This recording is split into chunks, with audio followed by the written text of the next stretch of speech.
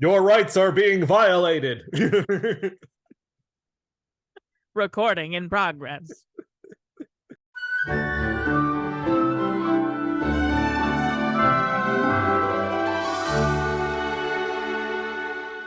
Welcome back to Everyday's Movie Ever. My name is Jess, and I'm watching Everyday's Movie Ever. Today we have found a movie, and by we have found a movie, I mean Max found a movie, and he's here to talk about it. Today we're going to talk about The Whiz Kid and the Carnival Caper. Hi, Max. Hi.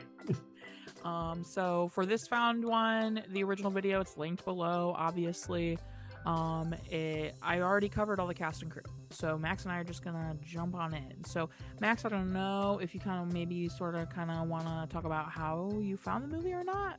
If not, that's okay. This one I think I just found on YouTube. This one didn't have much of a story. I love that for you. Thank you so much. I had to dig around for the first one, but this one, that was one of the easier ones that I found. Yeah. I do know that this one, back when I covered it, I could only find a clip of the beginning when they're like launching the rocket and she gets stuck down in the drain cellar, or drain thing. And that's like where it ended, because when I started the movie, I was like, have I seen this movie? I was like, why is this so familiar to me?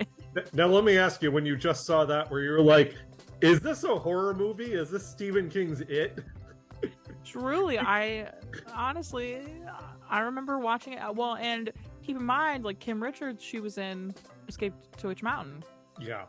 So I was like, when it started and she's falling, and her brother's trying to get her. I'm like, what's happening? Anyway, hi. And then she's alone in the sewer with a guy with a gun. Typical opening to a Disney film. So insane. Visually speaking, I feel like it's pretty standard for the time. I feel like a lot of this was really dark because you're down in the cellar of the house, you're in the tunnels, you're at the carnival at night. So it did, like, for me, it was really dark to look at, but also think about the fact that, like, it was on TV and then recorded and then I was about to say, spoiler, we didn't watch this, restored on 4K Blu-ray. Right, exactly. We got what we could get. Right. But it didn't look bad. Like, it was watchable. It was fine. Yeah. But just the cinematography itself was kind of dark, which I'm sure it was, like, fine on a TV in the 70s, but yeah. A little dark now. And also the 70s was like that. The 70s really took advantage of, like, dark, especially, like, spy, crime catching movies.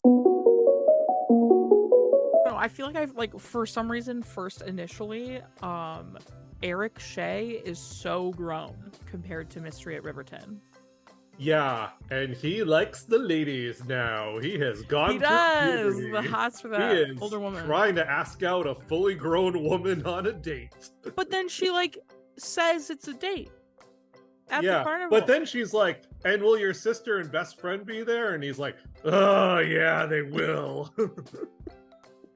But no, he's so grown compared to Mystery at Riverton, and I didn't realize how much how much older he looked until I went back and looked at Mystery at Riverton to make sure I wasn't watching the wrong movie, because I was like, I've seen the beginning of this before. I'm so confused. And the hilarious thing too is that Shuey, like, seems so much younger than him and is still stuck in, like, girls are icky and have cooties. Yeah. And he's over here like, this lady. Which is hysterical to me. I just couldn't believe it. He went through some serious puberty between the two movies, which is, I didn't think they were that far apart. But he really is out some here. Kids, they just grow up fast. He sprouted. He really said, I'm going to be large. Tell me what you thought, Max. What do you think? Carnival Caper. I have had this thought of, like, I would be so much better at film analysis if I could pinpoint what makes a made-for-TV Disney movie like this, like, not work right. Like, I'm like, it should work, but it's just missing something. Like, there's a lot of pieces I know that just don't quite fit together. I said this about the last one, but, like, for a movie that's about, like, a kid inventor, that doesn't really like fit into the movie all that much. It doesn't have much to do with it.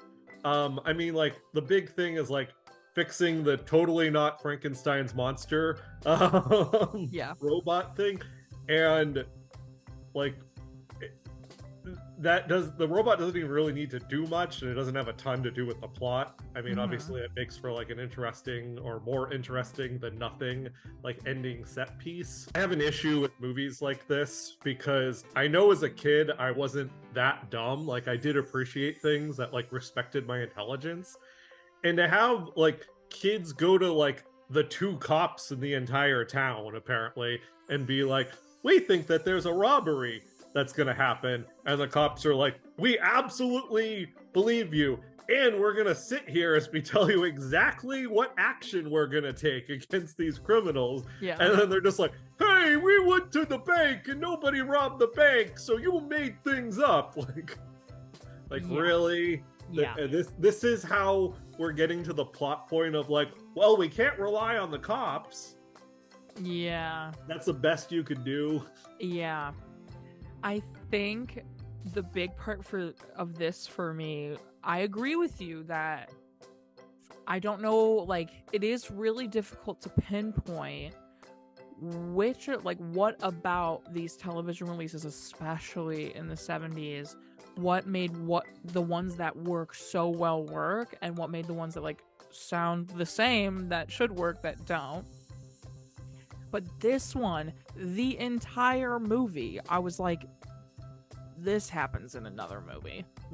And I was like, this happens in another movie. Like when he pulled out the thing to listen in on them, I'm like, was this in the first one?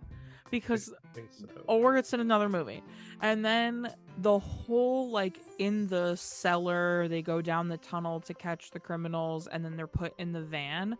I was like, this is in another movie. I'm like, there were so many kids catching criminal movies, especially in this era, that as I was watching this, I'm like, they're all blending together. I'm starting to be like, oh no, like which movie is which? Like I'm like, way down cellar, I think might be what I was thinking of when it's like they're down in the cellar, like sneaking around trying to catch a criminal. And then it doesn't help that the dude that plays one of the criminals is the same dude that plays one of the criminals in all of these other movies. So I'm like, oh my god, they're like all the same. So it's truly like, then it's like, okay, which one does do it the best then? Because they're all the same. And I didn't like hate this. I really thought the Carnival storyline with the like robot that you mentioned was so unnecessary, because they're obviously like, they set up the crime way earlier. So it's like, why do we need the Carnival at all? Like, yeah, there's a lot that just feels like filler, you know, or leftover script fragments from something else. I mean, I haven't read the books, but I can only imagine that this wasn't a super faithful adaptation. Another part of like, oh, they just didn't plan this out enough, was they have the car wash device, and I've made or helped out with props for short films before. Like, it was pretty cool, like, you know, a mobile car wash thing. Like, it was actually like spraying like soap and water and moving and all of that. But they set up that like, oh, it might not work right, it didn't work last time, and the only thing that they can think to do is just have it so that it doesn't stop. But like, clearly that's what it was designed to do. It was only designed to go forward. It's not like, oh no, the brakes don't work or anything like that. That's what it does. It just moves forward. The end. Right. And it like had been working all day. It was just because they put more water pressure in that it got out of control like that. And it's like, that's also like, you know, I had totally forgotten he was supposed to be an inventor from the first one. I totally forgot about that. And then in this one, when it was like the robot and then his little car wash doohickey, I was like, oh yeah, he's supposed to be like some kind of inventor. Yeah, like the big finale last time was rolling the tires down a hill, which has nothing to do with inventing. Like, you could easily make like a fake device out of like cardboard and metal that like looks like it's like shooting tires out one by one. Like, That would have been like a, like, oh, kid inventor doing things Yeah. and, low budget. Like, Yeah. I could do that in a short film right now out of like the boxes and spray paint. Right. Well, and that's what I remembered the most from Mystery at Riverton was that whole sequence of the car chases with the tires rolling down the side. I was like, that's what I remember most from Riverton. So that's how I knew I wasn't watching Riverton again. It's because I went to the end and I was like, okay, there's no tire moment happening, so I must be watching the other movie. But I just think it is really disjointed. Like you have the like guy they're helping with the robot, but then they're posing at the carnival as carnies just to be in town because they're going to steal from this bank. Yeah, and did they say they rented the house or bought the house? I feel like that woman Kathy bought the house. Right. Can you imagine, like, I was just thinking, imagine this movie trying to be sold in 2023. It's like, these people, all right, they buy a house because it's less expensive than robbing a bank. And we're very concerned that they're robbing the bank. And like 100%. And in 2023, people would just be like, they can afford a house for a scheme? Who cares? The bank's insured. Let them rob the bank. 100%. Why do I care? Why do these kids care? Yeah, like they can buy a house, they're fine. Why do they need to rob the bank? They're rich. They're rich already. Honestly. I learned something new, just a random fact that I put down. They make a little joke about the hoochie coochie dance. And even though it sounds kind of dirty and kind of risque, it's really just a derivation of a French word which means to shake a tail. That's where the name came from. Oh, interesting. So even though hoochie and coochie may mean two very different things that may or may... Well, they say it in Carousel of Progress. The son is looking through the thing, is like, oh, so that's the lady doing the hoochie coochie dance, huh? But that's why you can say it, because it's really just, it's based on a French word. Yeah. But if you say those words separately, I think they're like not PG, which is weird. Interesting. No one having a problem with it is hysterical. And at the end, when his sister is like, there's lots of pretty girls, you'll find another one. And the way that he goes up to her like, listen, you're a woman and you are probably duped by these criminals, and we just want you to know that, we gave this evidence, and like he couldn't be setting himself up more like for this failure. But also, I never got the feeling that the bad guys were like gonna kill him or anything. Yeah, like no. What were they gonna do? Like, I mean, it was obvious the bad guys were intending to kill her. yeah. But definitely, like, they weren't ever intending to kill the kids. But I don't know. Yeah. What a mess. Yeah. Did you have a nice time? Did you enjoy watching it? Yeah, I mean, I love me some nostalgia. And it's nice to watch these lost Disney films, which I pretty much call anything that's never been like distributed on VHS or DVD or streaming like lost. This is much less lost than some others. That's true. But yeah, it was okay. It's always interesting to see like a sequel to a movie that no one really cares about in the first place. Yeah. Well, and I think for me it was this was more entertaining than some others. And it was really, like, I was just really excited. I always get excited when I go back and do these to watch an actor that I had grown attached to. So like to have Eric Shea back, I was like, Eric Shea, I missed you. So I was like excited to be watching because Eric Shea was good. He was good in the movies he was in. And so I was excited. And then Kim, obviously, she was in quite a handful of Disney movies there for a while. So it was fun to have her back too. And it was fun to have them. I feel like in this one, they're a little bit more brother-sister than they were in the first one. Like they are in the first one, but this one, it felt way more like realistic, their sibling relationship. Yeah, like it really felt like he really cared for her, and like he was actually like concerned that she'd be like scared down in like the sewer, which oh my god, when did we design sewers for kids to fit in them? Because I have no idea. That is not a thing here. There's no way they're big enough. No, but like we know from it and other things that it was apparently a thing. I guess depends on the city, I guess. I don't know, but this one I feel like he was much more like big brotherly, and she was much more like little sister. And in the when she was in trouble and he's like, okay, Daff, go this way, and this way, and we'll meet you there, like blah blah blah. He doesn't tease her for being in there once he realizes she's in trouble or whatever. And then later, like when they're in the trailer and she like does the mister, before you go back in the trailer type situation. So I like that, even though they have their moments, that it was like truly like a nice brother sister bond. Two things about the totally not Frankenstein's monster.